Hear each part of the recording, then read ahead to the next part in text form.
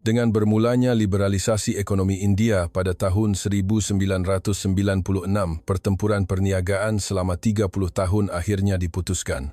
Syarikat-syarikat dari seluruh dunia berpusu-pusu ke India untuk menawan pasaran gergasi dengan 1,4 bilion penduduk ini.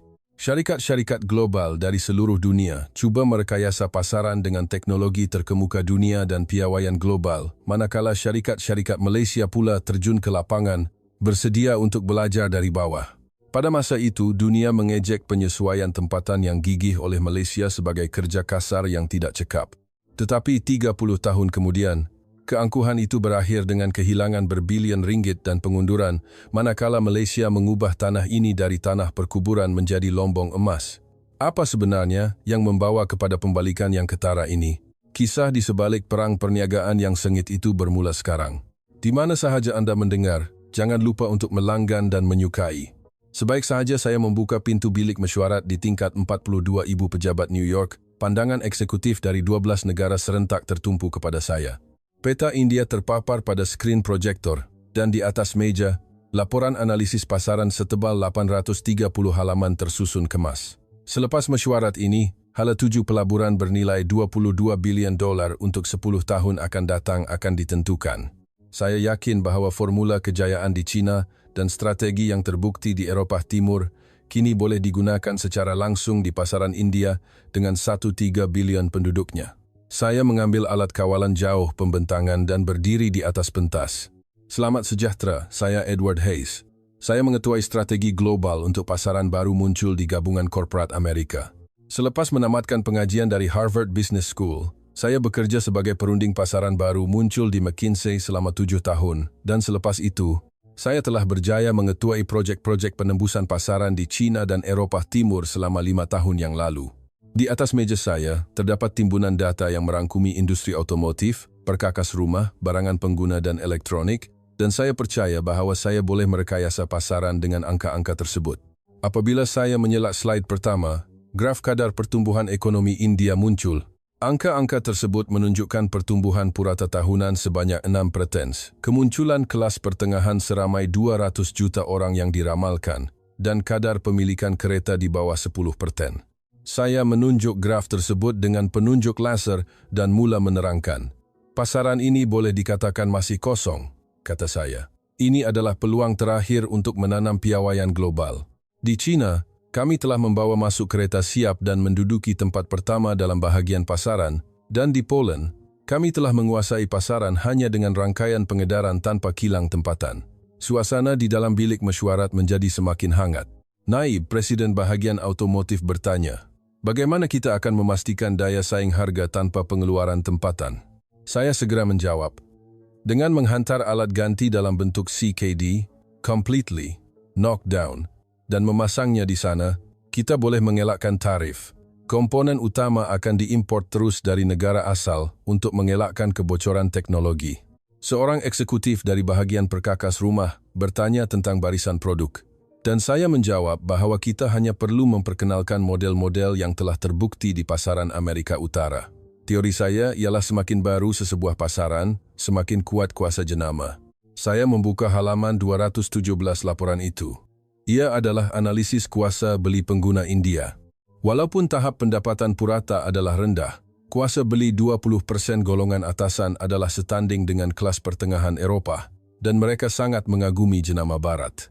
Pada ketika ini, saya menekankan suara saya. Pelanggan sasaran kita adalah golongan ini, saya tegaskan. Pasaran massa akan mengikut secara semula jadi. Kemudian, logiknya ialah dengan membina image premium terlebih dahulu, kita boleh menerajui keseluruhan pasaran. Kemudian, pengarah pemasaran mengangkat tangannya. Beliau bertanya tentang pergerakan pesaing. Saya beralih ke slide seterusnya dan menunjukkan rancangan kemasukan syarikat-syarikat Eropah ke India. Syarikat-syarikat kereta Jerman telah pun membuka bilik pameran di Mumbai, dan syarikat perkakas rumah Perancis sedang menyediakan pusat servis di Delhi. Syarikat-syarikat Jepun juga sedang bergerak. Namun, saya tidak melihat mereka sebagai ancaman. Mereka semua menggunakan strategi yang sama, dan akhirnya ia akan menjadi pertarungan antara kuasa modal dan kuasa jenama. Dari belakang bilik mesyuarat, seorang eksekutif dengan berhati-hati bertanya, Saya dengar syarikat-syarikat Malaysia juga sedang mempertimbangkan untuk memasuki pasaran India. Apa pendapat anda? Seketika, keheningan yang aneh menyelubungi bilik mesyuarat. Saya berfikir sejenak. Saya teringat bahawa nama Malaysia tidak pernah muncul dengan betul di mana-mana dalam laporan strategi saya. 830 muka surat, hanya 3 baris, dan itu pun dalam nota kaki. Saya ketawa terbahak-bahak. Ketawa yang ikhlas. Malaysia? Saya bertanya kembali. Negara yang hanya melakukan perniagaan tempatan dengan harga murah. Beberapa eksekutif turut ketawa. Saya terus bercakap. Syarikat-syarikat Malaysia berada dalam permainan yang berbeza sama sekali dengan kita, saya menjelaskan. Mereka adalah syarikat yang melancarkan serangan besar-besaran di pasaran harga rendah, bukan pesaing dalam pasaran premium. Saya menambah bahawa ia sama di China dan di Eropah Timur. Sebenarnya, strategi syarikat-syarikat Malaysia yang saya lihat sukar untuk difahami. Mereka membuat produk yang berbeza untuk setiap pasaran dan menghabiskan berbulan-bulan untuk penyelidikan pengguna tempatan. Ia adalah kaedah yang tidak cekap. Syarikat global sepatutnya mencapai skala ekonomi dengan produk yang diseragamkan, tetapi syarikat-syarikat Malaysia bergerak ke arah yang bertentangan. Saya menamakannya sebagai strategi orang lemah. Saya menilai bahawa kerana mereka tidak mempunyai kuasa jenama, mereka cuba bersaing melalui penyesuaian tempatan. Saya kembali kepada pembentangan. Sudah tiba masanya untuk menerangkan pelan tindakan pelaburan. Rancangan itu adalah untuk membuka bilik pameran utama di Mumbai dan Delhi pada tahun pertama, berkembang ke bandar-bandar utama pada tahun kedua, dan memulakan jualan besar-besaran dari tahun ketiga. Rangkaian perkhidmatan akan dibina melalui perkongsian dengan syarikat tempatan sedia ada, dan bekalan alat ganti akan menggunakan sistem logistik ibu pejabat sedia ada. Semuanya adalah kaedah yang telah terbukti, dan nampaknya tiada sebab untuk gagal. Eksekutif kewangan bertanya tentang unjuran keuntungan. Saya memaparkan hamparan Excel. Saya menunjukkan angka-angka. Mencapai titik pulang modal dalam tempoh 5 tahun. Sasaran jualan tahunan sebanyak $5 bilion selepas 10 tahun. Angka-angka ini dikira berdasarkan prestasi awal pasaran China. Saya menganalisis bahawa walaupun saiz pasaran India lebih kecil daripada China, pertumbuhan yang lebih pantas adalah mungkin kerana intensiti persaingan yang lebih rendah. Sasaran itu boleh dicapai dengan hanya memperoleh 30% bahagian pasaran dalam segmen premium. Slide terakhir berakhir dengan satu ayat. Semakin rendah tahap pasaran, semakin mudah untuk direkayasa.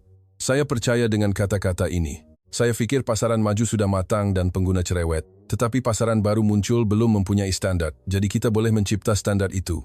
Saya menilai bahawa pengguna India masih tidak tahu apa itu kereta yang bagus atau peti sejuk yang bagus. Saya percaya bahawa produk yang kami bawa akan menjadi standar mereka. Selepas mesyuarat itu, para eksekutif mula beredar seorang demi seorang. Beberapa orang berjabat tangan dengan saya dan memuji pembentangan saya yang cemerlang. Ketua bahagian otomotif berkata, kita patut menjadualkan mesyuarat perancangan pelaksanaan minggu depan. Saya melihat keluar tingkap. Garis langit Manhattan berkilauan disinari cahaya matahari petang. Saya yakin bahawa strategi yang dicipta di bandar ini akan mengubah benua India tidak lama lagi. Saya kembali ke meja saya dan mengemaskan laporan itu. Tiada satu pun analisis mengenai kemungkinan kegagalan dalam 830 muka surat itu. Perkara-perkara seperti keperluan penyesuaian tempatan, perbezaan budaya, dan keunikan corak penggunaan, semuanya ditolak ke bahagian lampiran. Saya menganggap perkara-perkara itu sebagai hingar, bukan pemboleh ubah. Saya fikir angka dan logik sudah memadai. Keesokan paginya, email kelulusan projek penembusan pasaran India tiba.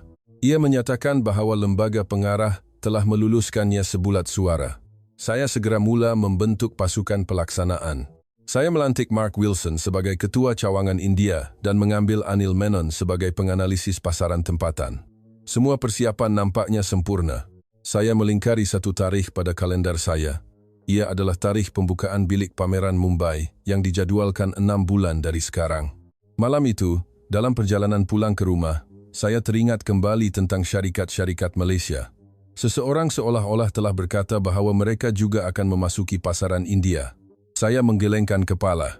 Tidak mengapa, saya meyakinkan diri saya. Mereka hanyalah syarikat yang menyasarkan pasaran yang berbeza daripada kita. Saya fikir pasaran premium akan menjadi milik kita, dan kita boleh biarkan mereka menguruskan pasaran harga rendah.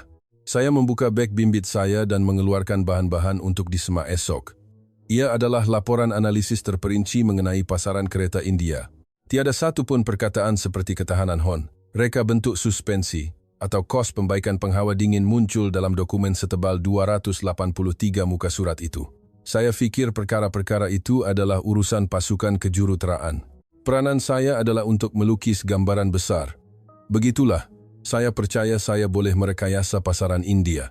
Dengan laporan 830 muka surat, formula kejayaan yang terbukti, dan keyakinan yang tidak berbelah bahagi. 3 bulan kemudian, sebuah kapal kontena tiba di pelabuhan Mumbai. Di atas geladak, terdapat 437 buah kereta siap, dan di dalam ruang kargo, terdapat 2.000 buah peti sejuk, 1.500 buah mesin basuh, dan 800 buah penghawa dingin. Pegawai kastam yang memeriksa dokumen pelepasan kastam mengerutkan dahinya. Semua produk adalah spesifikasi pasaran Amerika Utara yang sama, dan manualnya juga hanya dicetak dalam bahasa Inggris. Saya melihat pemandangan itu dari pejabat pelabuhan dengan senyuman puas. Kargo pertama telah tiba hanya 3 bulan. Selepas kelulusan projek, saya segera menghubungi Mark Wilson. Beliau sedang menyelia persiapan pembukaan bilik pameran di Mumbai. Suaranya kedengaran melalui telepon. Beliau melaporkan bahawa beliau telah mengesahkan ketibaan kargo dan akan menyelesaikan penempatan tepat pada masanya untuk majlis perasmian bilik pameran pada hari Isnin. Saya hanya memberinya satu peringatan. Terangkan produk dengan cara kita, saya tekankan. Jangan cairkan mesej dengan cuba menyesuaikannya dengan cita rasa tempatan. Selepas kembali ke New York, saya memulakan pemeriksaan akhir barisan produk. Kereta itu adalah model sedan terlaris yang sama di Amerika Utara. Enjin V6 3/5L, penghawa dingin automatik sepenuhnya, tempat duduk kulit, dan sistem audio premium adalah ciri standard. Satu-satunya perubahan yang dibuat untuk pasaran India ialah penukaran kepada pemanduan sebelah kanan. Saya menilai bahawa ini adalah penyesuaian tempatan yang mencukupi. Saya fikir yang lain semuanya mesti mengekalkan standar global untuk mengekalkan nilai jenama. Perkara yang sama berlaku untuk perkakas rumah. Peti sejuk adalah model pintu Perancis 700 liter yang telah terbukti di pasaran Amerika Utara. Ia mempunyai bahagian luar keluli tahan karat, pembuat ais automatik, dan panel kawalan suhu skrin sentuh. Mesin basuh adalah jenis drum berkapasiti besar, dan penghawa dingin adalah model berkuasa tinggi untuk sistem penyejukan pusat. Semasa menyemak manual produk, satu soalan timbul. Mereka bertanya sama ada mahu memasang pengubah voltan untuk dipadankan dengan spesifikasi voltan India. Saya segera menjawab, biar pengguna membeli pengubah secara berasingan, arah saya. Kita hanya perlu menumpukan pada prestasi asal produk. Beberapa minggu selepas pembukaan, Mark Wilson datang ke ibu pejabat New York untuk perjalanan perniagaan. Ia adalah untuk laporan kemajuan 2 minggu pertama. Sebaik sahaja memasuki bilik mesyuarat, beliau meletakkan timbunan dokumen di atas meja. Terdapat angka-angka seperti bilangan pelawat bilik pameran, bilangan permohonan pandu uji, dan butiran pertanyaan. Saya melihat angka-angka itu dan mengangguk. Sambutan lebih baik daripada yang dijangkakan, saya menilai. Kuasa jenama berkesan. Tetapi riak wajah Mark tidak ceria. Beliau memulakan dengan berhati-hati. Beliau melaporkan bahawa pelawat banyak bertanya tentang harga, dan terdapat kebimbangan besar terutamanya mengenai kos penyelenggaraan dan pembaikan. Saya memandangnya sejenak. Kemudian, saya menjelaskan dengan tenang. Produk premium memang begitu, kata saya. Tekankan bahawa kualiti dijamin kerana harganya mahal. Saya menambah bahawa kebimbangan mengenai kos penyelenggaraan hanyalah alasan bagi golongan yang kurang kuasa beli. Mark mengeluarkan laporan lain. Ia adalah maklum balas daripada pengedar tempatan. Beberapa pengedar telah mencadangkan pembangunan model yang disesuaikan dengan ciri-ciri pasaran India. Sebagai contoh, terdapat cadangan untuk menambah pilihan enjin yang lebih kecil dengan kuasa penghawa dingin yang lebih rendah dan kecekapan bahan api yang lebih tinggi. Sebabnya ialah beban kos bahan api adalah besar disebabkan oleh iklim India yang memerlukan penggunaan penghawa dingin yang kerap. Saya membaca cadangan itu dan meletakkannya di atas meja. Penyesuaian tempatan adalah strategi orang lemah, kata saya. Kita tidak sepatutnya mengikut pasaran, tetapi menerajui pasaran, saya tekankan. Kita tidak sepatutnya memberi pengguna apa yang mereka mahu, tetapi menunjukkan kepada mereka apa yang sepatutnya mereka mahu, saya menjelaskan. Mark terdiam seketika. Kemudian beliau menjawab, baiklah, Saya akan meneruskan seperti dasar ibu pejabat. Saya menepuk bahunya. Yakinlah, saya menggalakkannya. Produk kita adalah bertaraf dunia. Keesokan harinya, mesyuarat strategi produk telah diadakan. Ketua-ketua Jabatan Penyelidikan dan Pembangunan, Pemasaran dan Pengeluaran berkumpul. Agendanya ialah untuk mengkaji keperluan penyesuaian produk untuk pasaran India. Wakil Penyelidikan dan Pembangunan memulakan pembentangan. Beliau mencadangkan beberapa perkara seperti pelarasan suspensi untuk mengambil kira keadaan jalan raya India, penggunaan warna-warna yang digemari oleh penduduk tempatan, dan penambahan barisan peti sejuk bersaiz kecil. Saya mendengar pembentangan itu sehingga tamat. Kemudian, saya menyangkalnya satu persatu. Suspensi sudah direka dengan sempurna, kata saya. Tidak perlu menyesuaikannya dengan keadaan jalan raya. Saya berhujah bahawa jika jalan raya menjadi masalah, maka jalan raya yang patut dibaiki bukan mengubah produk kerana ia memesongkan intipati. Warna mesti mengikut tren global, saya tekankan. Jika kita tunduk kepada cita rasa tempatan, identiti jenama akan menjadi kabur. Begitu juga dengan saiz peti sejuk. Pengguna yang mampu membeli peti sejuk besar adalah sasaran kita. Saya membuat kesimpulan. Peti sejuk kecil boleh diserahkan kepada jenama harga rendah. Wakil pemasaran menyuarakan kebimbangan. Beliau melaporkan bahawa pesaing telah mula memperkenalkan produk yang disesuaikan dengan pasaran tempatan, terutamanya syarikat-syarikat Malaysia yang bergerak secara agresif. Saya ketawa mendengar kata-katanya. Syarikat-syarikat Malaysia sentiasa begitu, saya menilai. Mereka membuat produk yang berbeza untuk setiap pasaran, mengurangkan kecekapan. Saya menekankan bahawa kita perlu bersaing dengan cara yang berbeza. Kita perlu memanfaatkan skala ekonomi. Sebulan kemudian, angka jualan pertama dari India masuk. Laporan itu menyatakan bahawa 23 buah kereta, 67 buah peti sejuk, dan 41 buah mesin basuh telah dijual dalam sebulan. Saya melihat angka-angka itu dan menekan kalkulator. Ia adalah 62% daripada sasaran awal. Bukan permulaan yang buruk, fikir saya. Pasaran premium mengambil masa. Saya menilai bahawa jualan akan meningkat secara semula jadi apabila kesedaran jenama meningkat. Saya menghubungi Mark sekali lagi. Ia adalah untuk menyemak strategi jualan. Beliau melaporkan status pelaksanaan iklan. Beliau berkata bahawa mereka telah meletakkan iklan muka penuh di akhbar berbahasa Inggeris, memasang reruai pameran produk di pusat membeli belah mewah, dan mengadakan acara pandu uji untuk golongan kaya. Saya menggalakkannya bahawa arah itu betul. Lebih berkesan untuk mendekati pelanggan sasaran secara langsung daripada melalui media massa, saya menasihatinya.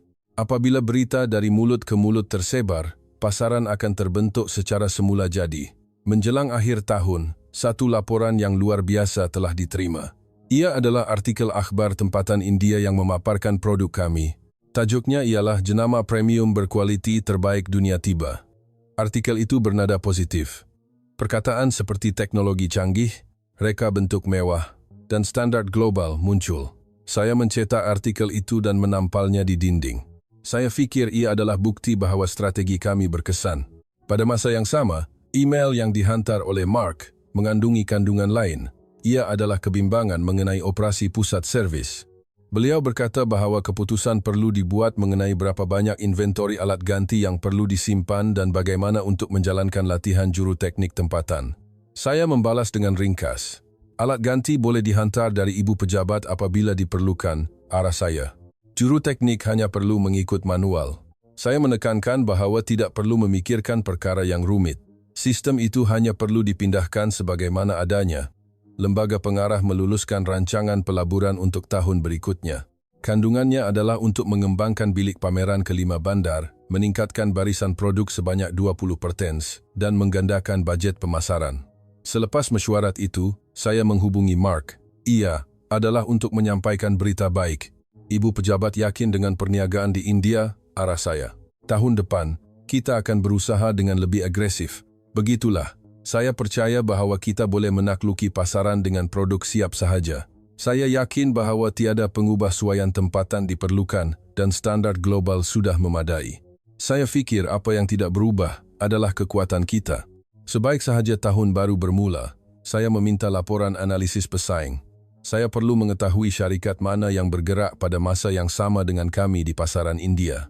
Laporan yang tiba di meja saya seminggu kemudian lebih tebal daripada yang dijangkakan. 3 syarikat Eropah, 5 syarikat Jepun, dan 2 syarikat Malaysia disenaraikan. Saya membuka bahagian syarikat Malaysia.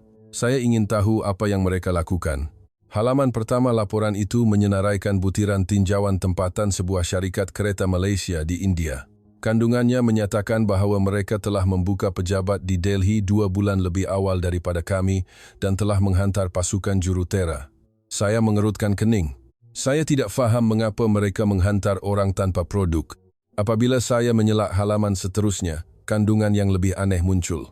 Ia menyatakan bahawa mereka telah menjalankan tinjauan keadaan jalan raya selama 3 bulan di 4 bandar, Mumbai, Delhi, Chennai, dan Bangalore. Saya ketawa melihat senarai item tinjauan. Ia menyenaraikan perkara-perkara seperti kadar jalan berturap, kedalaman jalan tidak berturap yang tidak rata, kekerapan banjir semasa musim hujan, dan purata masa kesesakan lalu lintas. Malah kekerapan lembu melintas jalan turut direkodkan. Saya menutup laporan itu dan bercakap kepada diri sendiri. Adakah ini kerja sebuah syarikat kereta? Bukan syarikat pembinaan jalan raya. Tetapi saya terpaksa terus membaca laporan itu. Bahagian seterusnya menyusun aktiviti sebuah syarikat perkakas rumah Malaysia. Ia menyatakan bahawa mereka telah melawat 500 buah rumah di India untuk meninjau saiz dapur, lokasi peti sejuk, dan corak penggunaan elektrik. Kandungannya menyatakan bahawa juru ukur telah memasuki dapur rumah, mengukur ruang dengan pita pengukur, memeriksa lokasi soket, dan merekodkan pada waktu bila permintaan elektrik tertumpu dalam sehari. Pada ketika ini, saya meletakkan laporan itu di atas meja. Ini bukan tinjauan, ini kerja kasar, fikir saya. Tetapi pegawai pengumpulan maklumat menghantar lebih banyak bahan. Laporan masuk bahawa syarikat-syarikat Malaysia sedang menjalankan temu bual dengan pengguna tempatan. Responden temu bual adalah orang biasa seperti pemandu teksi, penjual buah-buahan, juru teknik pembaikan barangan elektronik, suri rumah, dan pelajar universiti. Kandungan soalan juga tidak masuk akal. Ia adalah perkara-perkara seperti berapa kali hon dibunyikan dalam sehari, berapa kali penghawa dingin dihidupkan dan dimatikan, dan apa yang biasanya disimpan di dalam peti sejuk. Saya tidak dapat memahami bagaimana maklumat sedemikian boleh membantu dalam pembangunan produk. Beberapa minggu kemudian, maklumat yang lebih khusus masuk. Terdapat maklumat risikan bahawa sebuah syarikat kereta Malaysia telah memulakan pembangunan model khusus untuk India. Saya membaca laporan itu dengan teliti. Ia menyatakan bahawa mereka telah bentuk semula suspensi sepenuhnya. Kandungannya menyatakan bahawa mereka telah meningkatkan kekuatan spring dan mengukuhkan penyerap hentak untuk menahan keadaan jalan raya India yang tidak rata. Malah, untuk ujian, jurutera telah memandu beribu-ribu kilometer di jalan tidak berturap. Yang lebih pelik ialah hon. Laporan itu menyatakan bahawa syarikat Malaysia itu telah melaburkan beberapa bulan dalam ujian ketahanan hon. Ia adalah untuk mencipta reka bentuk yang tidak akan rosak walaupun hon dibunyikan sepanjang hari. Pada ketika ini, saya menggelengkan kepala. Saya tidak faham mengapa mereka bentuk dengan anggapan bahawa hon akan dibunyikan sepanjang hari, sedangkan hon adalah peranti yang digunakan dalam keadaan kecemasan. Saya fikir walaupun orang India memandu seperti itu, ia adalah tabiat buruk yang perlu diperbetulkan, bukan produk yang perlu disesuaikan dengannya. Laporan bahagian perkakas rumah lebih aneh lagi. Ia menyatakan bahawa sebuah syarikat peti sejuk Malaysia telah mencipta ruang penyimpanan khusus untuk sambal belacan, sejenis pes cili tradisional Malaysia.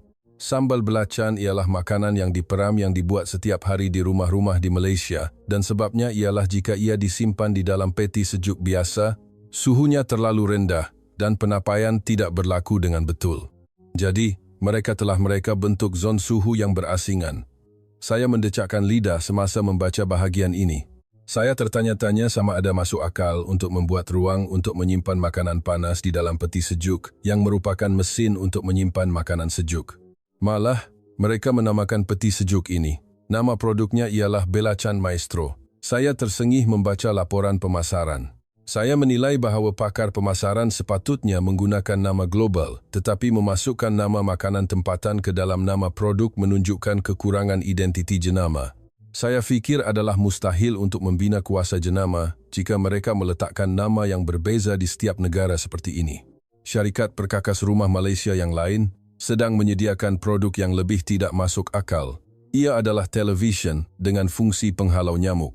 Saya membaca laporan itu dan mendapati bahawa mereka telah menyedari bahawa nyamuk adalah masalah serius di rumah-rumah di India dan telah memasang peranti penjana ultrabunyi di belakang skrin. Pada ketika ini, saya menutup laporan itu. Saya tidak faham idea untuk menambah fungsi penghalau nyamuk pada televisyen yang merupakan peranti untuk menunjukkan imej.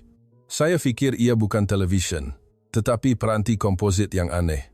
Saya mengarahkan pasukan analisis maklumat untuk menjalankan siasatan lanjut. Saya ingin mengesahkan sama ada pendekatan syarikat-syarikat Malaysia ini benar-benar berkesan. Laporan yang saya terima beberapa hari kemudian mengandungi kandungan yang menarik. Ia adalah fakta bahawa komposisi kaki tangan tempatan syarikat-syarikat Malaysia sama sekali berbeza daripada kami. Walaupun kami menyusun organisasi kami dengan pengurus yang dihantar dari ibu pejabat sebagai pusat, syarikat-syarikat Malaysia telah mengambil ramai warga India tempatan dan melibatkan mereka dalam proses membuat keputusan. Laporan seorang kaki tangan kami yang melawat pejabat Delhi sebuah syarikat Malaysia sangat mengagumkan. Kandungannya menyatakan bahawa apabila beliau memasuki bilik mesyuarat, terdapat 2 orang Malaysia dan 8 orang India duduk, dan orang India secara aktif menyuarakan pendapat mereka. Malah, seorang kaki tangan India dengan kuat menuntut pengubah suaian reka bentuk produk dan seorang eksekutif Malaysia menerima pendapat itu serta-merta. Kaki tangan kami menulis bahawa pemandangan ini tidak biasa baginya. Beliau berkata bahawa beliau tidak faham bagaimana dasar ibu pejabat yang sepatutnya mutlak boleh dipengaruhi oleh pendapat kaki tangan tempatan. Laporan lain memperincikan proses ujian produk syarikat-syarikat Malaysia. Ia menyatakan bahawa mereka menyediakan prototipe secara percuma kepada isi rumah India dan menerima maklum balas penggunaan selama 3 bulan. Kemudian mereka mengubah suai reka bentuk berdasarkan maklum balas itu. Dinyatakan bahawa beberapa model telah melalui 7 kali reka bentuk semula sebelum dilancarkan. Pada ketika ini, saya mengeluh. Saya menilai bahawa jika mereka terus membuat pengubah suaian seperti itu, kos pembangunan akan meningkat secara astronomi. Dan tiada kecekapan pengurusan. Strategi harga juga berbeza. Dinyatakan bahawa syarikat-syarikat Malaysia telah menetapkan julat harga yang sepadan dengan kuasa beli kelas pertengahan India. Ia adalah antara separuh hingga 2/3 daripada harga produk kami. Saya menafsirkan ini sebagai strategi harga rendah. Saya fikir mereka cuba bersaing dengan harga kerana mereka tidak mempunyai nilai jenama. Saya yakin bahawa kaedah ini tidak akan berjaya di pasaran premium. Suatu hari, saya menerima panggilan daripada Mark Wilson. Kandungannya adalah bahawa beliau telah menghadiri pameran produk Malaysia yang diadakan di India. Beliau bercakap dengan suara yang teruja. Beliau melaporkan bahawa riruai Malaysia sesak dengan orang ramai dan penuh dengan orang yang menyentuh dan mengendalikan produk secara langsung. Saya bertanya dengan tenang, berapa banyak yang membawa kepada pembelian sebenar? Mark teragak-agak seketika dan kemudian menjawab bahawa angka jualan belum lagi dikeluarkan. Saya meyakinkan Mark. Orang ramai di pameran dan jualan sebenar adalah 2 perkara yang berbeza, saya menjelaskan. Hanya kerana terdapat ramai penonton tidak bermakna anda menguasai pasaran. Saya menekankan bahawa kami menyasarkan lapisan pelanggan dengan kuasa beli yang sebenar. Mereka tidak menandatangani kontrak di pameran, tetapi secara senyap di bilik pameran. Mark menjawab, baiklah. Tetapi suaranya mengandungi sedikit kebimbangan. Kembali ke meja saya membuka semula laporan mengenai syarikat-syarikat Malaysia. Di halaman terakhir, terdapat petikan kata-kata seorang eksekutif syarikat Malaysia kepada kaki tangannya. Eksekutif itu dilaporkan berkata, mari kita fahami kehidupan orang di sini terlebih dahulu. Kandungannya adalah bahawa beliau menekankan bahawa kita bukan menjual produk kita, tetapi menyelesaikan masalah mereka. Saya membaca ayat itu dan tersengih. Pendekatan sentimental, fikir saya. Sebuah syarikat adalah tempat untuk menjual produk, bukan agensi kebajikan sosial. Apa maksudnya dengan penyelesaian masalah? Teori saya ialah pasaran digerakkan oleh undang-undang penawaran dan permintaan, dan produk yang baik akan terjual secara semula jadi. Saya menilai bahawa tidak perlu melihat ke dalam kehidupan pengguna. Sambil meletakkan laporan itu di dalam laci, saya membuat kesimpulan. Syarikat-syarikat Malaysia bergerak seperti ini kerana mereka adalah pengikut. Saya menyimpulkan. Oleh kerana mereka tidak mempunyai kuasa jenama, mereka menyasarkan pasaran khusus dengan pendekatan tempatan yang rapat. Saya fikir bahawa permainan mereka sama sekali berbeza daripada kami. Mereka akan bergelut di pasaran harga rendah, manakala kami akan mendapat keuntungan di pasaran premium. Saya membuat kesimpulan bahawa tidak perlu melihat mereka sebagai pesaing. Begitulah, saya hanya melihat kegigihan syarikat-syarikat Malaysia sebagai kerja kasar semata-mata. Saya menganggapnya sebagai usaha yang berpeluh, bukan teknologi atau strategi. Saya tidak pernah terfikir bahawa apa yang mereka cipta mungkin jawapan yang betul. Beberapa bulan berlalu selepas saya meletakkan laporan mengenai syarikat-syarikat Malaysia di dalam laci. Saya kembali kepada tugas harian saya dan percaya bahawa projek India sedang berjalan seperti yang dirancang. Laporan suku tahunan menyenaraikan petunjuk positif seperti peningkatan pelawat bilik pameran dan peningkatan kesedaran jenama. Saya menyemak status dengan Mark setiap minggu melalui telefon, dan beliau sentiasa menjawab bahawa semuanya baik-baik saja. Tetapi suaranya semakin letih. Suatu petang, saya menerima panggilan kecemasan daripada Mark. Suaranya lebih mendesak daripada biasa. Beliau menarik nafas dan berkata, pelanggan telah datang beramai-ramai ke bilik pameran Mumbai. Beliau melaporkan bahawa mereka adalah orang yang datang untuk membantah. Saya terdiam seketika. Bantahan? Apa yang berlaku? Tanya saya. Mark mula menerangkan. Kandungannya adalah bahawa pelanggan yang telah membeli kereta telah datang dengan marah kerana masalah kos pembaikan. Bunyi bising kedengaran melalui telefon. Suara orang ramai dan kata-kata bantahan bercampur baur. Mark merendahkan suaranya dan menjelaskan keadaan. Seorang pelanggan telah pergi ke pusat servis kerana penghawa dinginnya rosak dan menerima anggaran pembaikan. Saya bertanya, apa masalahnya? Mark berhenti seketika dan kemudian menjawab dengan berhati-hati. Anggaran itu separuh daripada harga kereta. Pelanggan itu membantah kerana tidak dapat mempercayainya. Pada mulanya saya tidak faham. Saya fikir tidak mungkin kos pembaikan penghawa dingin begitu tinggi. Saya bertanya kepada Mark jumlah yang tepat. Beliau mengeluarkan bunyi seperti sedang membelek kertas dan kemudian menjawab, penggantian pemampat penghawa dingin berharga 3,200. Memandangkan harga pembelian kereta ialah 6,500, ia hampir separuh. Saya menggenggam telefon dengan kuat. Bagaimana mungkin? Tanya saya kembali. Mark menjelaskan dengan tenang.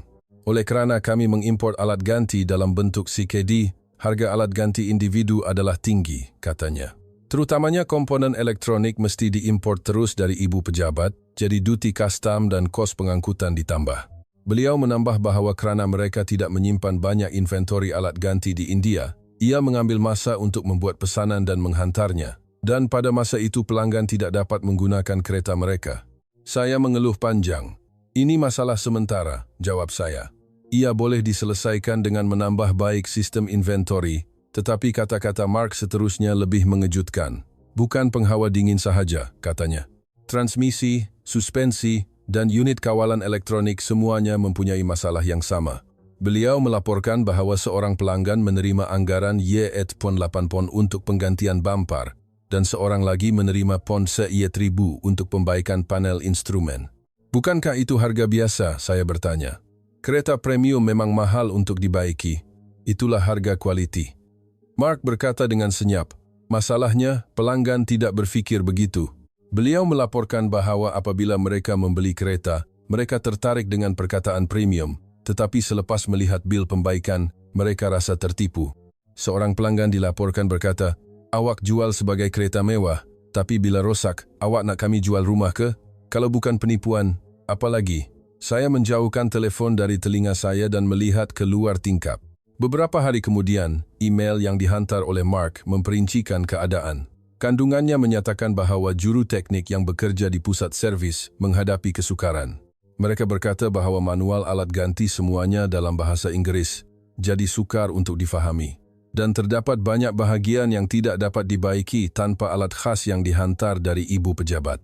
Seorang juru teknik dilaporkan mengadu bahawa walaupun pembaikan pendawaian yang mudah memerlukan kelulusan ibu pejabat, jadi ia mengambil masa yang sangat lama. Saya segera membalas. Manual adalah standar global, jadi belajar dalam bahasa Inggeris arah saya. Alat khas adalah penting untuk kerja ketepatan, jadi pastikan anda menggunakannya. Saya menambah bahawa prosedur kelulusan ibu pejabat adalah untuk kawalan kualiti, jadi ia tidak boleh dilangkau. Mark menjawab, baiklah. Tetapi, beliau menambah satu lagi ayat di belakangnya. Pelanggan berkata mereka akan menjual kereta mereka kerana bosan menunggu, Beliau melaporkan dengan berhati-hati. Kereta kami mula muncul di pasaran kereta terpakai. Dalam mesyuarat ibu pejabat minggu depan, saya melaporkan status India. Saya menjelaskan bahawa masalah yang boleh dijangka berlaku dalam proses kemasukan awal. Saya berhujah bahawa aduan mengenai kos pembaikan boleh diselesaikan melalui pendidikan pelanggan. Jika mereka memahami nilai produk premium dengan betul, masalah itu akan selesai. Seorang eksekutif bertanya, "Bagaimana keadaan pesaing? Adakah mereka mengalami masalah yang sama?" Saya teragak-agak seketika. Sebenarnya, menurut laporan Pasukan Maklumat, Pusat Servis Syarikat-Syarikat Malaysia menunjukkan gambaran yang berbeza. Laporan itu menyatakan bahawa mereka telah membangunkan kaedah pembaikan menggunakan alat ganti yang boleh didapati di dalam negara, latihan juruteknik dijalankan dalam bahasa tempatan, dan harga alat ganti ditetapkan jauh lebih rendah daripada kami. Tetapi saya tidak menyebut kandungan itu. Sebaliknya saya menjawab, pesaing mungkin akan menghadapi kesukaran yang sama. Pasaran premium sentiasa melalui proses ini. Mesyuarat ibu pejabat telah diadakan. Ia adalah perbincangan tergempar mengenai isu kos pembaikan pasaran India. Pasukan kewangan memulakan pembentangan. Mereka menunjukkan hasil simulasi harga alat ganti. Pengiraannya adalah bahawa untuk menurunkan harga sebanyak 30%, ibu pejabat perlu melepaskan marginnya, dan untuk menurunkannya sebanyak 50% akan berlaku kerugian. Saya segera menyuarakan pendapat yang menentang. Kita tidak boleh melepaskan margin, saya berhujah. Itu menafikan model perniagaan kita. Jabatan Pemasaran membuat cadangan lain. Ia adalah untuk mewujudkan program ansuran kos pembaikan. Ideanya adalah untuk menyediakan pilihan pembayaran ansuran kerana ia membebankan pelanggan untuk membayar sejumlah besar wang sekaligus. Saya juga menolak cadangan ini. Itu hanya mengelak intipati masalah, saya menunjukkan. Walaupun dengan ansuran, jumlah keseluruhannya adalah sama. Saya menjelaskan bahawa pelanggan tidak berpuas hati dengan jumlah itu sendiri, bukan kaedah pembayaran. Mesyuarat itu berakhir tanpa kesimpulan. Setiap jabatan memutuskan untuk mengkaji semula dan saya berhujah untuk mengekalkan status quo. Kita tidak boleh melepaskan strategi premium, saya menekankan. Pasaran mesti menyesuaikan diri dengan standar kita. Sambil keluar dari bilik mesyuarat, seorang eksekutif bertanya kepada saya, "Adakah Anda benar-benar fikir pelanggan akan menyesuaikan diri? Pada kadar ini, kadar peninggalan boleh menjadi serius." Saya menjawab dengan suara yang yakin, "Masa akan menyelesaikannya," kata saya. Aduan awal ada di mana-mana pasaran.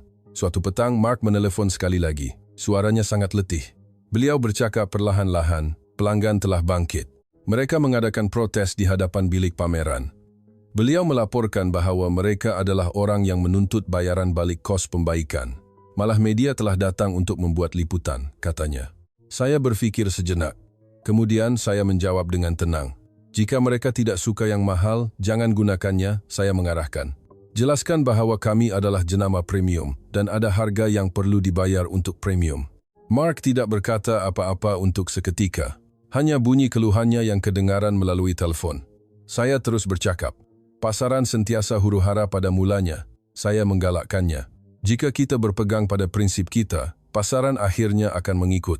Selepas meletakkan telefon, saya melihat keluar tingkap. Lampu-lampu di jalan-jalan New York berkelip-kelip. Saya masih yakin, produk kami adalah bertaraf dunia, saya percaya.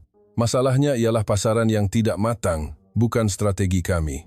Saya fikir, hanya orang yang layak menaiki kereta mewah yang patut menjadi pelanggan kami. Laporan terkini mengenai syarikat-syarikat Malaysia terletak di atas meja saya. Ia menyatakan bahawa pelanggan berpuas hati dan kembali ke pusat servis mereka. Saya tidak mengelak laporan itu. Kisah pasaran harga rendah tidak menarik minat saya, fikir saya. Kami bermain permainan yang berbeza. Begitulah, saya menyalahkan kebodohan pelanggan atas sumpahan kereta mewah itu. Saya percaya bahawa masalahnya ialah pasaran yang tidak memahami premium. Tidak ada sebab untuk kami mengalah. Aduan kos pembaikan, aduan bengkel, dan kejatuhan harga kereta terpakai semuanya dianggap sebagai fenomena sementara. Beberapa minggu berlalu selepas kembali kepada rutin. Kontroversi kos pembaikan masih berterusan. Tetapi saya tidak lagi menumpukan pada masalah itu. Saya membuat kesimpulan bahawa ia adalah ketidakmatangan pasaran dan percaya bahawa masa akan menyelesaikannya. Suatu petang, semasa saya sedang menyusun timbunan laporan di atas meja saya, Laporan mengenai pergerakan pesaing menarik perhatian saya. Tajuk di muka depan berbunyi bahagian pasaran syarikat Malaysia meningkat secara mendadak. Saya menjadi ingin tahu dan membukanya. Sejak halaman pertama, angka-angka yang sukar dipercayai disenaraikan. Kandungannya adalah bahawa jualan bulanan sebuah syarikat kereta Malaysia telah melebihi 3 kali ganda jualan kami. Saya merenung angka itu sejenak. Saya tertanya-tanya sama ada sesuatu yang tidak kena dan memeriksanya semula. Tetapi angka itu betul. Saya menyelak halaman seterusnya. Graf menunjukkan bahawa jualan syarikat perkakas rumah Malaysia di pasaran India juga meningkat secara mendadak.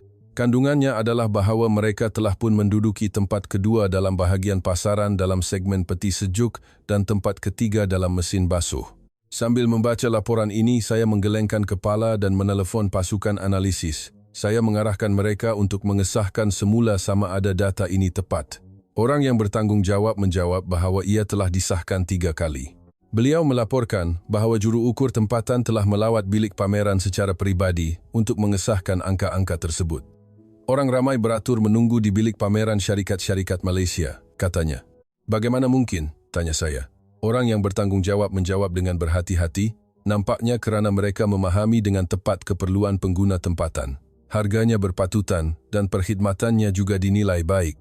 Saya meletakkan telefon dan duduk bersandar di kerusi saya. Nampaknya, saya perlu menganalisis semula strategi syarikat-syarikat Malaysia. Saya mengeluarkan laporan tinjauan syarikat Malaysia yang saya terima beberapa bulan lalu dari Laci. Ia berhabuk. Saya membukanya semula. Perkara-perkara seperti tinjauan keadaan jalan raya, temu bual lawatan rumah, dan ujian ketahanan HON menarik perhatian saya sekali lagi. Saya berhenti pada bahagian HON. Laporan itu menyatakan bahawa syarikat Malaysia itu telah mereka bentuk HON supaya ia tidak rosak walaupun dibunyikan sepanjang hari. Malah, gambar seorang jurutera menekan HON secara berterusan selama 8 jam semasa proses ujian turut dilampirkan. Saya melihat gambar itu dan tersengih. Menekan HON sepanjang hari, tanya saya kembali. Itu bukan teknologi, itu kerja kasar, kata saya kepada diri sendiri. Halaman seterusnya menceritakan tentang reka bentuk suspensi. Ia menyatakan bahawa syarikat Malaysia itu telah mengumpul data hentakan dengan memandu secara langsung di jalan tidak berturap di India dan mereka bentuk semula suspensi sepenuhnya berdasarkan data itu. Kandungannya adalah bahawa mereka telah mengulangi ujian selama beberapa bulan dan jurutera tinggal di sana untuk membuat pelarasan halus. Pada ketika ini juga, saya menggelengkan kepala. Pelarasan halus? Itu bukti ia bukan reka bentuk yang sempurna, fikir saya. Kisah peti sejuk sambal belacan lebih tidak masuk akal. Saya membaca laporan itu semula dan mendapati bahawa syarikat Malaysia itu telah menemu bual 300 orang suri rumah India untuk menganalisis corak penyimpanan sambal belacan mereka. Dinyatakan bahawa mereka telah meninjau pada suhu berapa ia disimpan, berapa kali sehari ia dikeluarkan, dan saiz bekasnya. Dan kandungannya adalah bahawa mereka telah mereka bentuk zon suhu optimum berdasarkan data itu. Saya mendecakkan lidah melihat ini. Saya tertanya-tanya sama ada ia benar-benar cekap untuk melakukan sejauh ini hanya untuk menyimpan sejenis pes cili. Laporan pemasaran menganalisis strategi pengiklanan syarikat-syarikat Malaysia. Ia menyatakan bahawa mereka menggunakan pelakon India sebagai model, latar belakang iklan juga adalah rumah India, dan malah muzik iklan menggunakan muzik tradisional India. Saya melihat ini dan menilainya sebagai kehilangan identiti. Saya fikir jenama global sepatutnya mengekalkan imej yang konsisten, tetapi membuat iklan yang berbeza untuk setiap negara adalah tindakan yang melemahkan kuasa jenama. Pasukan maklumat menghantar bahan tambahan. Ia adalah laporan yang meninjau corak kerja kaki tangan syarikat Malaysia. Kandungannya adalah bahawa jurutera Malaysia tinggal di India selama lebih setahun dan melakukan kerja-kerja penambahbaikan produk.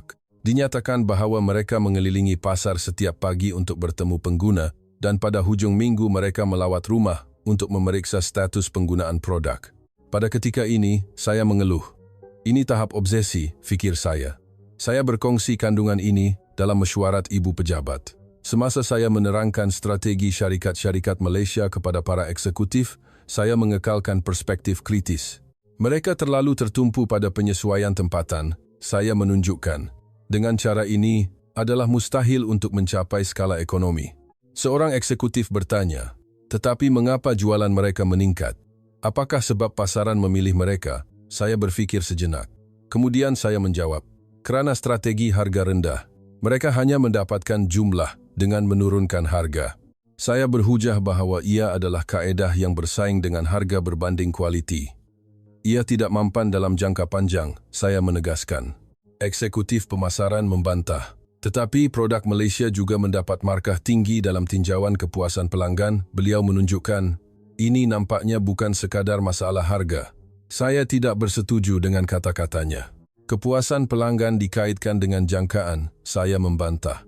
Oleh kerana mereka membeli produk harga rendah, jangkaan mereka rendah, jadi kepuasan mereka tinggi. Saya menjelaskan bahawa produk premium mempunyai jangkaan yang tinggi, jadi sukar untuk meningkatkan kepuasan. Ini adalah fenomena semula jadi, saya menegaskan. Para eksekutif tidak membantah lagi. Selepas mesyuarat itu, saya menghantar email kepada Mark. Jangan terpengaruh dengan strategi syarikat-syarikat Malaysia, saya menasihatinya. Kita hanya perlu teruskan jalan kita. Saya meramalkan bahawa pendekatan mereka adalah intensif buruh, jadi sukar untuk dikekalkan dalam jangka panjang. Akhirnya, ketidakcekapan mereka akan terdedah, saya meramalkan. Mark membalas dengan ringkas. Hanya tertulis, baiklah. Beberapa hari kemudian, terjemahan artikel akhbar tempatan tiba. Ia adalah artikel mengenai syarikat-syarikat Malaysia yang disiarkan di akhbar utama India. Tajuknya berbunyi, Syarikat yang Memahami India. Saya membaca kandungan artikel itu dan mendapati pujian berterusan bahawa syarikat-syarikat Malaysia menghormati gaya hidup pengguna India. Kandungannya adalah bahawa mereka memahami tabiat memandu yang kerap menggunakan hon, mengambil kira budaya makanan membuat sambal belacan setiap hari, dan mereka bentuk produk yang sesuai dengan cuaca panas. Saya berasa tidak selesa membaca artikel itu. Saya menilai bahawa media melebih-lebihkan. Perkataan menghormati terlalu emosional, fikir saya. Perniagaan harus dinilai berdasarkan kecekapan, bukan emosi. Saya meyakinkan diri saya bahawa apa yang dilakukan oleh syarikat-syarikat Malaysia hanyalah strategi pasaran khusus. Di pasaran arus perdana, kami masih di atas. Pasukan maklumat menghantar laporan lain. Ia adalah bahan yang menganalisis kaedah operasi pusat servis syarikat-syarikat Malaysia. Dinyatakan bahawa mereka menyimpan inventori besar alat ganti di dalam negara. Latihan juruteknik dijalankan dalam bahasa Hindi, dan masa pembaikan diminimumkan. Malah terdapat kandungan bahawa mereka menyediakan perkhidmatan pembaikan di lokasi. Saya melihat ini dan mengeluh sekali lagi. Perkhidmatan di lokasi? Itu pembaziran tenaga kerja, fikir saya. Tetapi laporan itu berterusan. Dinyatakan bahawa syarikat-syarikat Malaysia menelefon setiap pelanggan untuk mengesahkan kepuasan mereka. Jika ada aduan, mereka menyelesaikannya dengan segera. Seorang pelanggan dilaporkan berkata, "Sudah 3 bulan sejak saya membeli kereta, dan syarikat itu menelefon saya terlebih dahulu untuk bertanya sama ada terdapat sebarang kesulitan. Ini adalah pengalaman pertama saya," katanya, menyatakan kekagumannya. Pada ketika ini saya menutup laporan itu. Ini bukan kerja sebuah syarikat, fikir saya. Pengurusan pelanggan adalah penting, tetapi menelefon setiap orang adalah tidak berkesan dari segi kos. Saya menilai bahawa mengendalikan pusat panggilan sudah memadai. Menelefon secara peribadi adalah pembaziran masa. Saya menamakan semua aktiviti ini sebagai kerja kasar. Ia adalah kaedah yang bersaing dengan tenaga kerja yang mudah. Bukan kelebihan teknologi, saya meremehkannya. Sambil melihat keluar tingkap, saya termenung. Jualan syarikat-syarikat Malaysia memang meningkat, tetapi saya ragu-ragu sama ada itu cara yang betul. Mereka melepaskan terlalu banyak, fikir saya. Saya menilai bahawa mereka telah membuang semua perkara seperti kecekapan global, konsistensi jenama dan skala ekonomi dan hanya bergantung pada penyesuaian tempatan. Saya masih yakin. Cara kami adalah jawapan yang betul, saya percaya. Masa akan membuktikannya. Saya meramalkan bahawa pendekatan syarikat-syarikat Malaysia mungkin berkesan dalam jangka pendek, tetapi akan mencapai hadnya dalam jangka panjang. Kerana mereka tidak akan dapat mengulangi kaedah yang sama di setiap pasaran. Dengan pemikiran itu, saya beralih ke tugas seterusnya. Begitulah, saya menolak kejayaan syarikat-syarikat Malaysia dengan ejekan.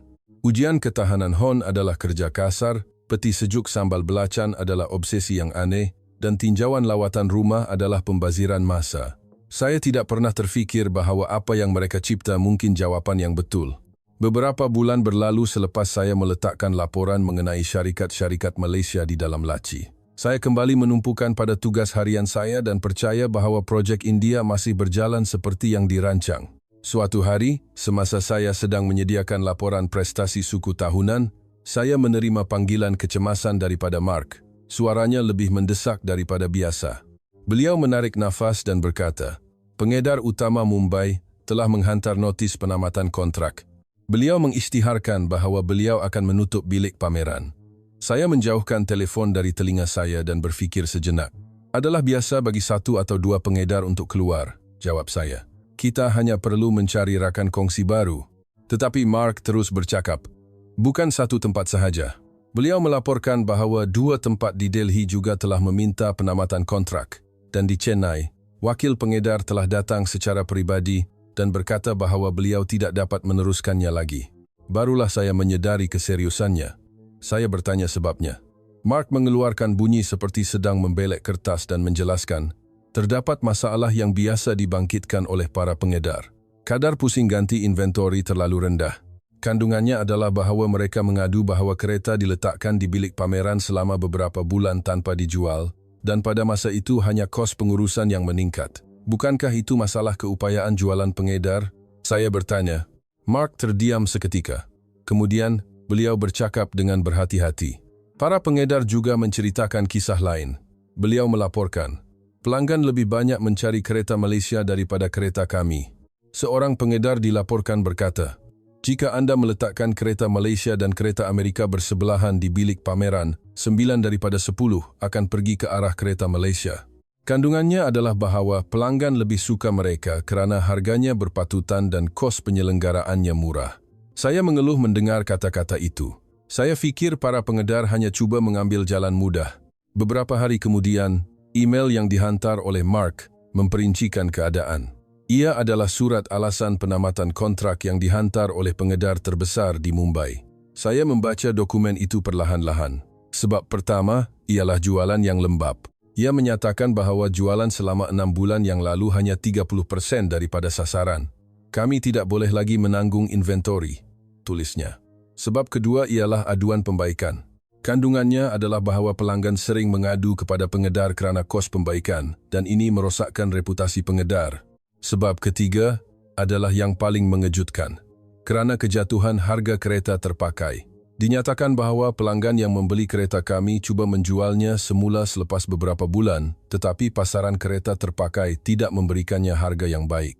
Kandungannya adalah bahawa ia didagangkan pada harga kurang daripada separuh harga kereta baru.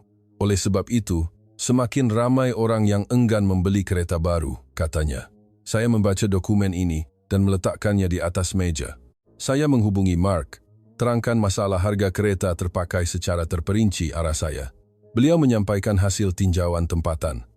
"Kereta kami tidak popular di pasaran kereta terpakai," katanya. "Sebabnya mudah. Tiada siapa yang mahu membelinya kerana alat ganti sukar didapati, kos pembaikan mahal, dan ia menggunakan banyak bahan api."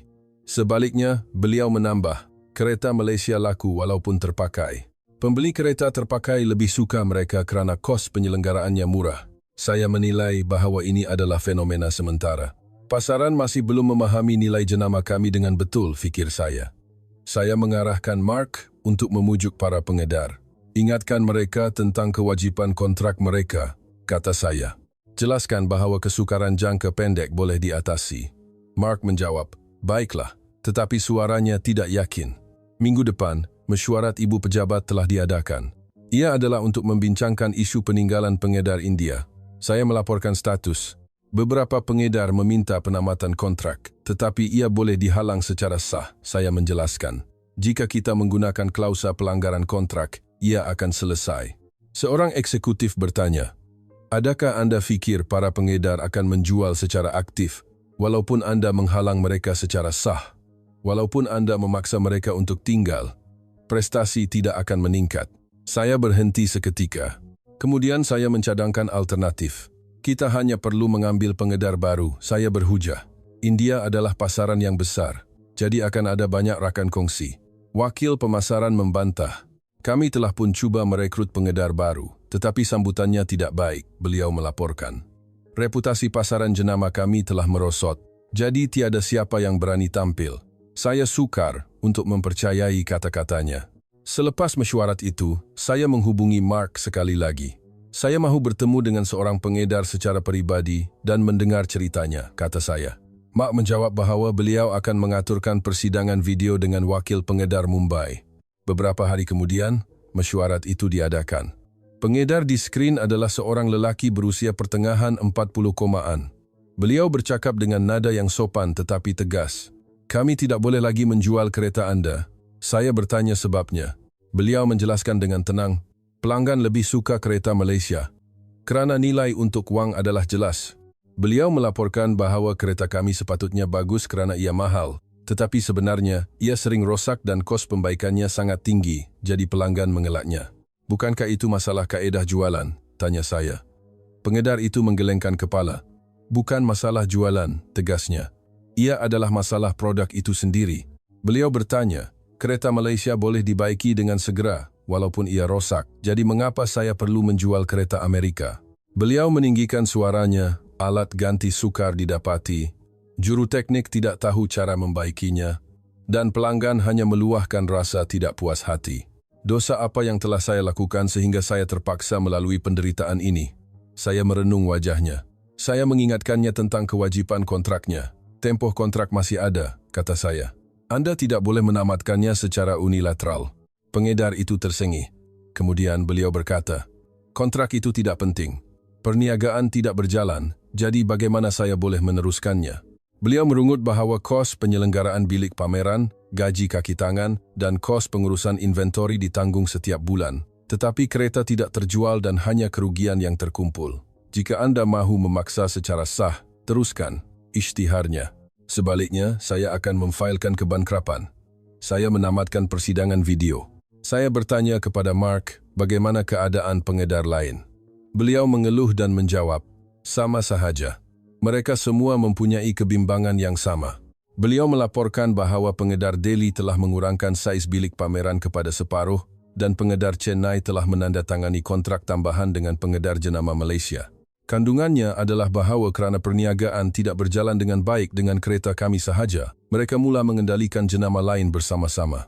Beberapa hari kemudian, saya melihat gambar yang dihantar oleh Mark. Ia adalah pemandangan bilik pameran Mumbai. Ia kosong. Di ruang yang pada asalnya mempamerkan 15 buah kereta, hanya terdapat 5 buah kereta. Menurut penjelasan Mark, pengedar itu telah berhenti membuat pesanan inventori. Beliau melaporkan bahawa pendiriannya adalah untuk menjual baki kereta dan menamatkan kontrak. Saya berasa sedih melihat gambar itu. Pasukan maklumat menghantar laporan. Ia adalah status rangkaian pengedar syarikat-syarikat Malaysia. Dinyatakan bahawa mereka terus menambah pengedar di seluruh India. Ia sangat popular sehingga ada senarai menunggu, tulisnya. Temu bual dengan pengedar jenama Malaysia juga disertakan. Pengedar itu dilaporkan berkata, kereta Malaysia mudah dijual. Kepuasan pelanggan tinggi, jadi berita dari mulut ke mulut tersebar. Kandungannya adalah bahawa pembaikan adalah mudah dan alat ganti murah, jadi pelanggan malah membuat pembelian semula. Saya berasa marah membaca laporan itu. Saya tidak dapat memahami mengapa kami gagal dan syarikat-syarikat Malaysia berjaya. Produk kami lebih unggul, nilai jenama kami lebih tinggi, jadi mengapa pasaran memilih mereka? Sukar untuk saya terima. Saya membuat kesimpulan bahawa ini adalah kerana persaingan harga. Saya menilai bahawa syarikat-syarikat Malaysia mengganggu pasaran dengan harga rendah. Pemberitahuan terakhir datang daripada Mark. Kandungannya adalah bahawa pengedar utama Mumbai akan menutup bilik pamerannya mulai bulan depan. Sama ada Anda mengambil tindakan undang-undang atau tidak, saya tidak boleh meneruskannya lagi, isytiharnya. Beliau melaporkan bahawa pengedar Delhi dan Chennai juga mempunyai pendirian yang sama. Suasananya adalah mereka akan berhenti walaupun terpaksa membayar denda pelanggaran kontrak, katanya. Saya menghubungi pasukan undang-undang. Kaji kemungkinan menuntut ganti rugi, arah saya. Tetapi jawapan pasukan undang-undang adalah negatif. Secara kontrak kita mempunyai kelebihan. Tetapi jika ia sampai ke peringkat litigasi sebenar, ia akan mengambil banyak masa dan wang. Mereka melaporkan. Tambahan pula, walaupun kita menang, diragui sama ada para pengedar mempunyai keupayaan untuk membayar ganti rugi. Mereka menyuarakan kebimbangan bahawa imej negatif akibat litigasi mungkin akan menjejaskan pengambilan pengedar baru. Akhirnya, saya memutuskan untuk menangguhkan tindakan undang-undang. Saya melihat keluar tingkap. Jalan-jalan di New York masih sibuk, tetapi hati saya berat. Saya buntu bagaimana untuk menjelaskan keadaan di mana pengedar pergi, bilik pameran ditutup, dan rangkaian perkhidmatan runtuh. Masa untuk melaporkan kepada lembaga pengarah ibu pejabat semakin hampir. Saya masih mahu percaya bahawa ini adalah krisis sementara. Tetapi mesej terakhir yang dihantar oleh Mark mematahkan harapan itu juga. Pengedar terakhir yang tinggal di Bangalore juga sedang mempertimbangkan untuk menarik diri. Beliau memberi amaran. Bilik pameran kami mungkin akan hilang dari bandar-bandar utama di India. Saya membaca mesej itu dan tidak dapat berkata apa-apa untuk seketika. Begitulah, perniagaan kereta kami jatuh ke dalam kubur tanpa jalan keluar. Pengedar pergi, pelanggan berpaling tadah, dan kereta terpakai kehilangan nilainya. Di pasaran di mana nama kereta mewah telah menjadi sumpahan, saya masih mahu percaya bahawa cara kami adalah betul. Selepas para pengedar pergi, ibu pejabat mengarahkan siasatan fakta secara tergempar. Lembaga pengarah telah memutuskan untuk menyemak semula projek India secara menyeluruh. Saya terpaksa menulis laporan prestasi akhir. Ia adalah tugas yang berat yang memerlukan saya menyusun semua data dari beberapa tahun yang lalu, menganalisis punca kegagalan dan mencadangkan hala tuju masa depan. Apabila saya duduk di hadapan meja saya dan membuka fail-fail, saya berhadapan dengan gambaran keseluruhan buat kali pertama. Sebaik sahaja saya membuka halaman pertama, saya sesak nafas. Ia adalah graf prestasi jualan. Angka 18% daripada sasaran ditandakan dengan warna merah. Saya berhenti melihat angka itu. Seketika, bilik mesyuarat beberapa tahun lalu terlintas di fikiran saya. Di hadapan eksekutif dari 12 negara, saya telah berkata dengan penuh keyakinan, semakin rendah tahap pasaran, semakin mudah untuk direkayasa. Kita boleh mencipta India. Hari itu masih jelas dalam ingatan saya. Tangan saya menggeletar. Saya menyelak halaman seterusnya. Keputusan tinjauan kepuasan pelanggan muncul. 2/3 daripada 5 mata. Di bawahnya, tertulis, syarikat pesaing, 4/2 mata. Saya bersandar di kerusi saya. Sebaik sahaja saya melihat item kepuasan kos penyelenggaraan, suara Mark terngiang-ngiang di telinga saya. Kos pembaikan penghawa dingin separuh daripada harga kereta, pelanggan telah bangkit. Suara cemasnya semasa melaporkan itu dimainkan semula. Apa yang saya jawab ketika itu? Jika ia mahal, jangan gunakannya, kata saya. Premium ada harganya. Saya menutup laporan itu dan melihat keluar tingkap.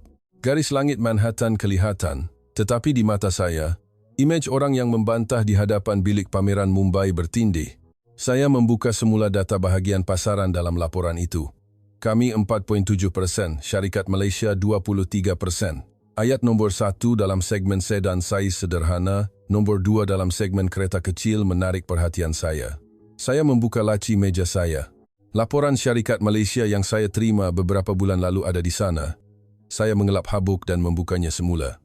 Gambar ujian ketahanan hon kelihatan. Ia adalah gambar seorang jurutera menekan hon selama 8 jam.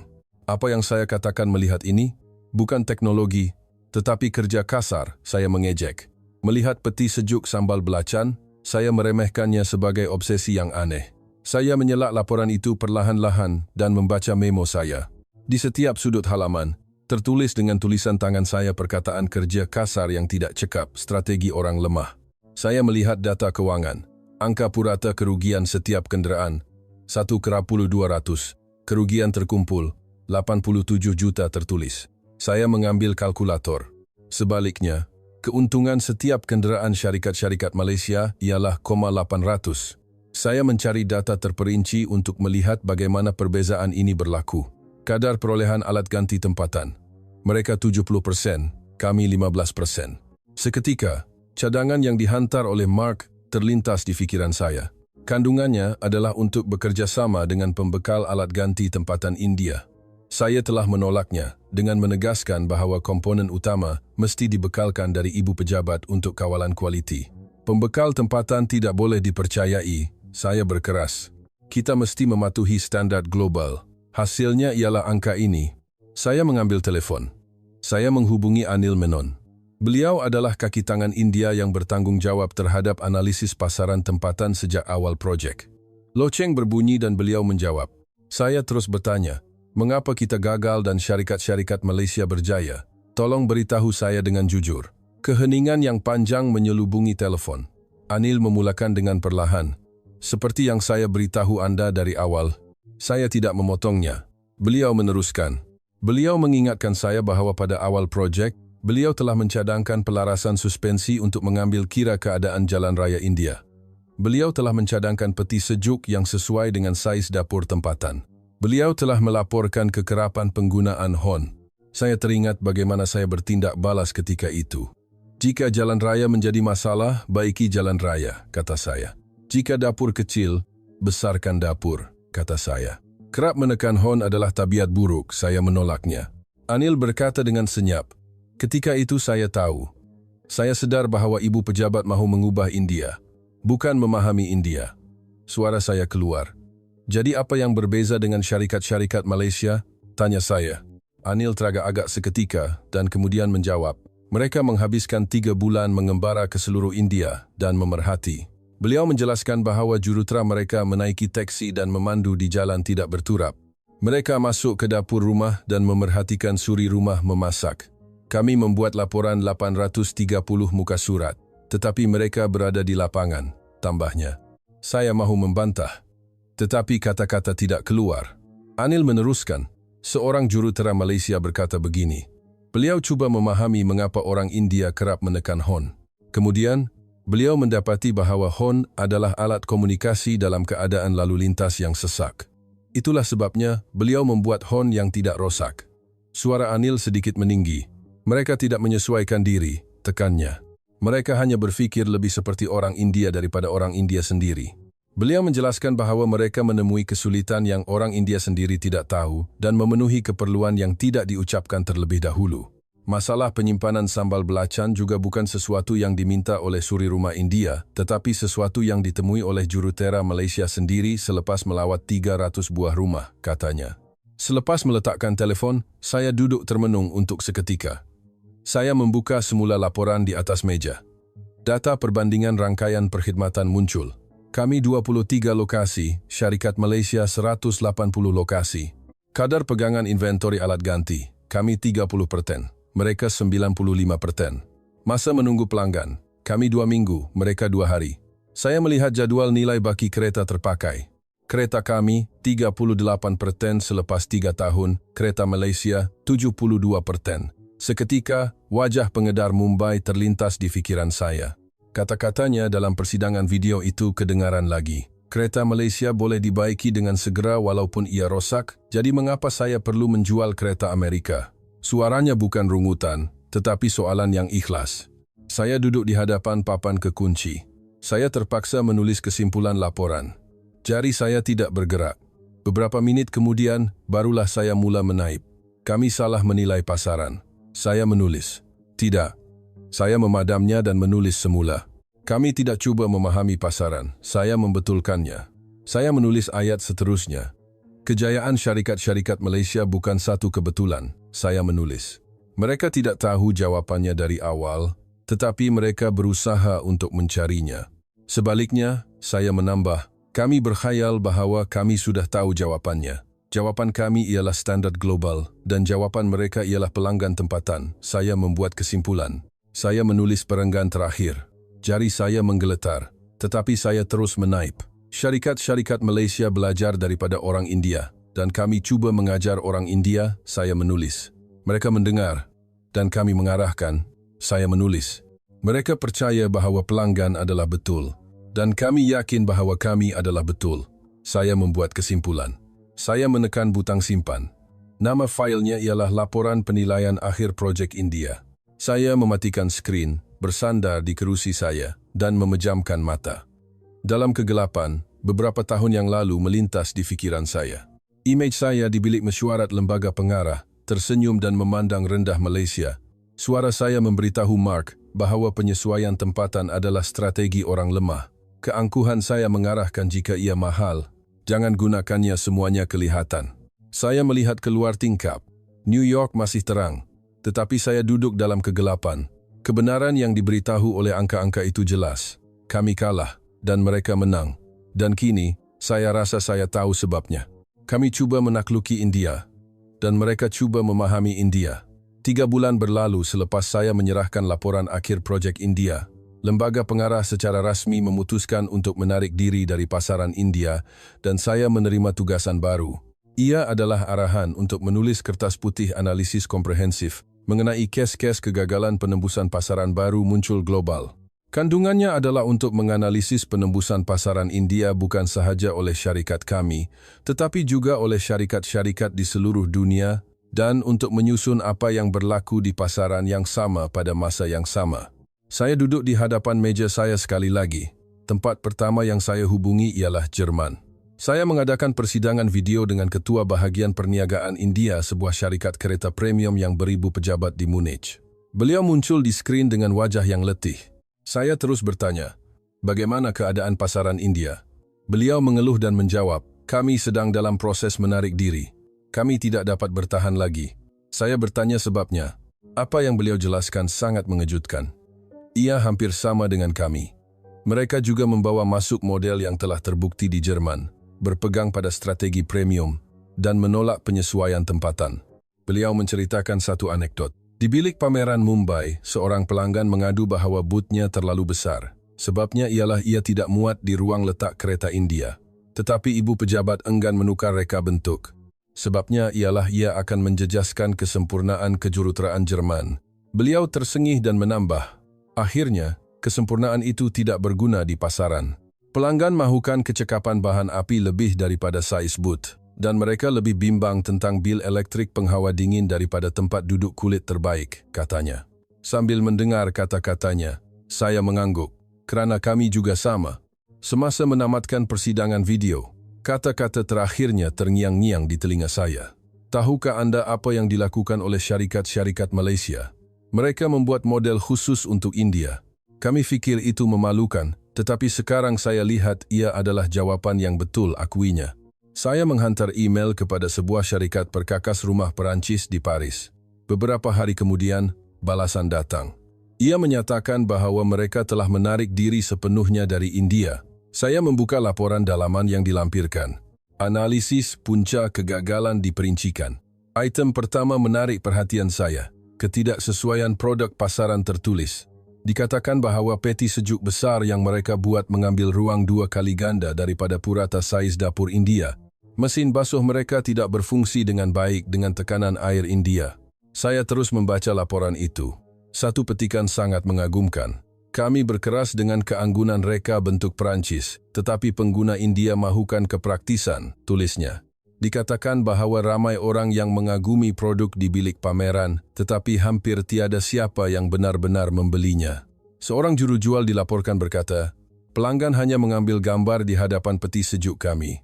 Kemudian, mereka pergi ke kedai sebelah dan membeli peti sejuk Malaysia.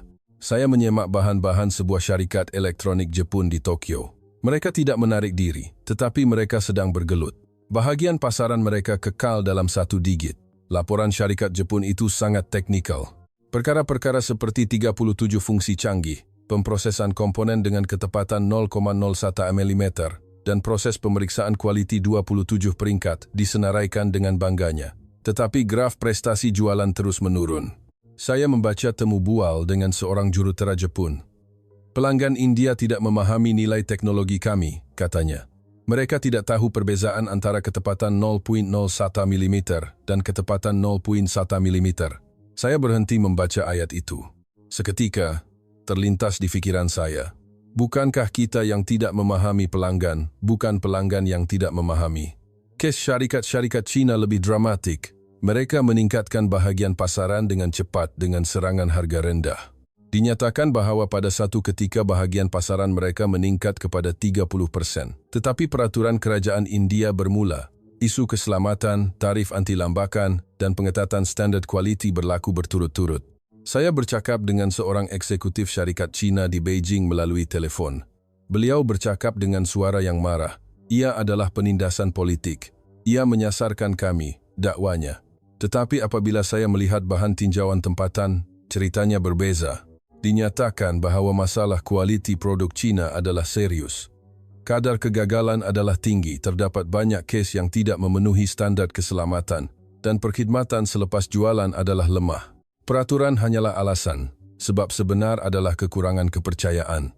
Seorang pengguna India dilaporkan berkata, Saya membelinya kerana ia murah, tetapi saya telah ditipu 2 kali.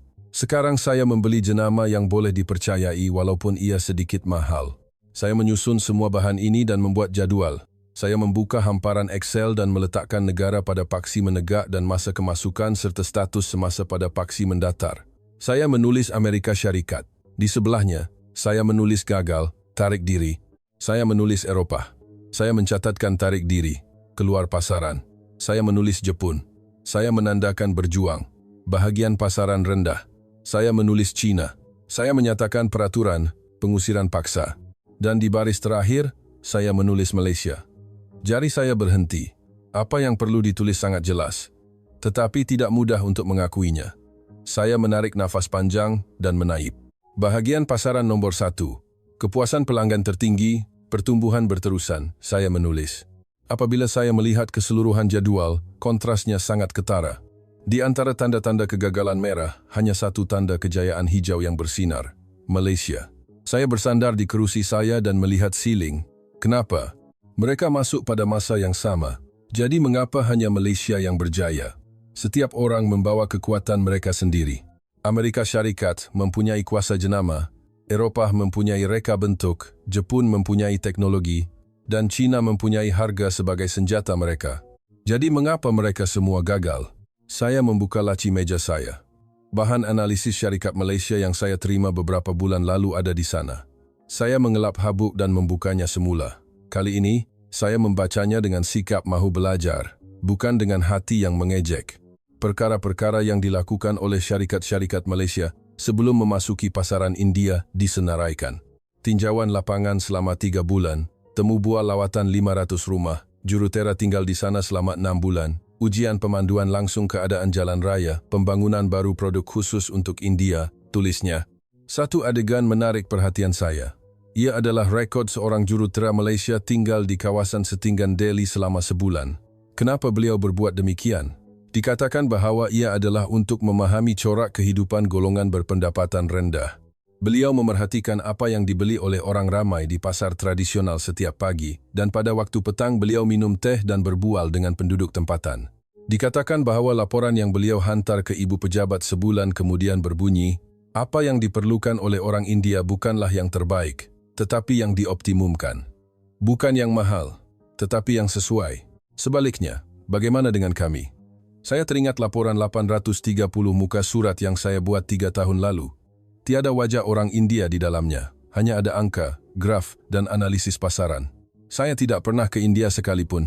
Saya tidak pernah berjalan di jalan-jalan Mumbai. Saya tidak pernah pergi ke pasar tradisional Delhi, dan saya tidak pernah masuk ke rumah orang India. Saya berkhayal bahawa saya mengenali pasaran melalui laporan. Saya kembali untuk menulis kertas putih. Saya terpaksa menulis bahagian kesimpulan. Saya duduk di hadapan papan kekunci dan mula menggerakkan jari saya. Tahun yang sama, pasaran yang sama, saya menulis. Amerika Syarikat, Eropah, Jepun, dan China semuanya memasuki India, saya menulis.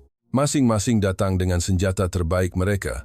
Percaya bahawa mereka mempunyai peluang untuk menang, saya mencatatkan. 30 tahun telah berlalu, saya terus menulis.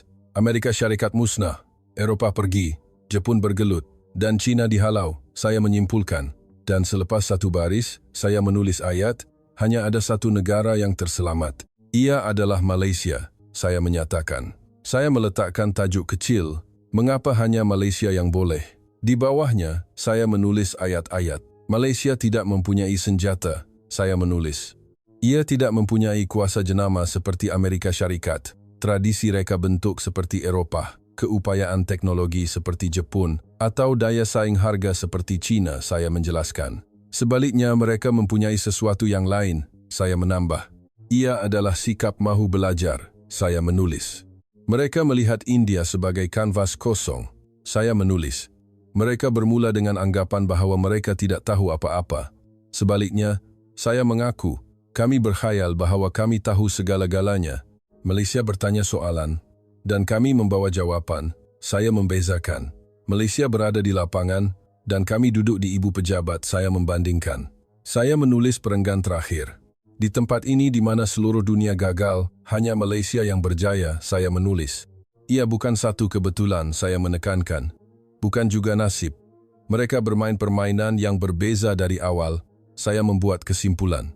Kami bermain permainan penaklukan dan Malaysia bermain permainan pemahaman. Saya menamatkan. Saya menyimpan fail itu. Saya mematikan skrin dan melihat keluar tingkap. Langit New York masih cerah, tetapi fikiran saya bercelaru. Pengajaran daripada fakta bahawa di tempat di mana semua syarikat elit dunia gagal, hanya Malaysia yang merupakan pengikut yang terselamat adalah berat. Sambil saya mengemas meja saya berfikir kali terakhir. 30 tahun yang lalu, kita semua bermula di garisan permulaan yang sama, saya menggumam. Tetapi destinasi kami berbeza. Kami cuba mewarnakan India dengan warna kami, dan Malaysia cuba mempelajari warna India. Perbezaan itu mencipta keputusan hari ini. Itulah sebabnya seluruh dunia gagal dan hanya Malaysia yang berjaya.